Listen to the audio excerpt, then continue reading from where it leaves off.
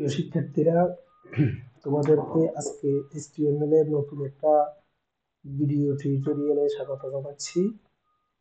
আজকের ভিডিওতে আমি তোমাদেরকে মূলত শেখাতে চেষ্টা করব কিভাবে HTML ট্যাগ ব্যবহার করে বিভিন্ন আকৃতির বিভিন্ন রঙের লেখা যায়। অর্থাৎ আমরা যখন ওয়েবসাইট তৈরি করব, ওয়েবসাইটে বিভিন্ন আকৃতির, বিভিন্ন স্টাইলের এবং বিভিন্ন রঙের লেখাকে কিভাবে শো করে। তো ভিডিওটা সংক্ষিপ্ত করার জন্য আমি আগে নোটপ্যাডে আমার প্রয়োজনীয় HTML প্রোগ্রাম কোডগুলো টাইপ করে নিয়েছি। তোমরা একটু দেখো। এখানে আমি ইউজ করেছি প্রথমে HTML ট্যাগ, তারপরে বডি ট্যাগ, তারপরে এখানে ফন্ট ট্যাগটা ইউজ করেছি।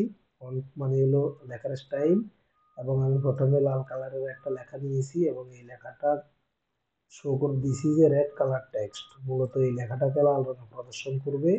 এরপর আমি এখানে ফন্টের সাইজ ব্যবহার করেছি 16, অর্থাৎ এই লেখাটা 16 সাইজের লেখা হবে। তারপরে এখানে this is a Calibri text, এই লেখাটাকে ক্যালিব্রি একটা ফন্ট আছে, এটা একটা ভিন্ন স্টাইলের লেখা।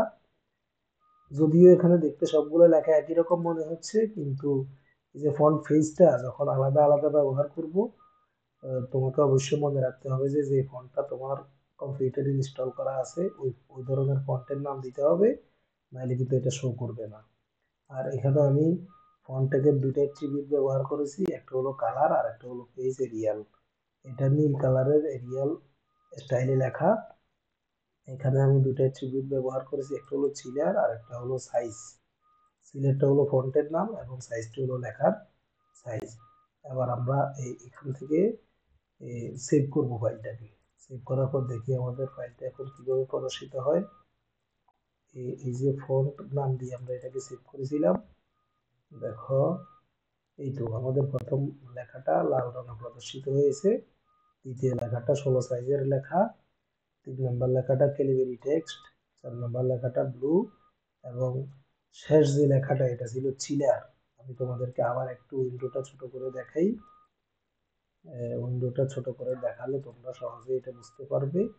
দেখো আমাদের প্রথম লেখাটা ছিল রেড কালার, দ্বিতীয় লেখা ছিল 16 সাইজ, এটা অনেক বড়।